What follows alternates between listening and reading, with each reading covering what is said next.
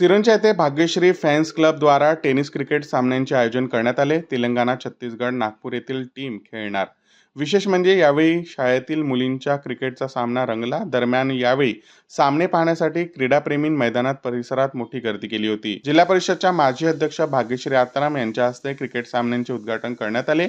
या स्पर्धेच्या उद्घाटनीय सामन्यात भाग्यश्री आत्राम यांनी स्वतः मैदानात उतरून जोरदार फटकेबाजी करीत सर्वांनाच आश्चर्याचा धक्का दिला आणि युवा खेळाडूंमध्ये स्फूर्ती निर्माण केली. यावेळी मार्गदर्शक करताना जिल्हा परिषदच्या माजी अध्यक्ष भाग्यश्री आत्राम म्हणाल्या, युवतींनी क्रीडा क्षेत्रात नावलौकिक मिळवण्यासाठी प्रयत्न करावे. क्रीडा क्षेत्रात युवतींनाही करिअर घडवण्याची संधी उपलब्ध आहे, मात्र त्यासाठी सातत्यपूर्ण प्रयत्न व आत्मविश्वास बाळगणे गरजेचे आहे. आपल्या ध्येयासाठी युवतींनी आत्मविश्वासाकडे पुढाकार घेण्याचे आवाहन त्यांनी केले.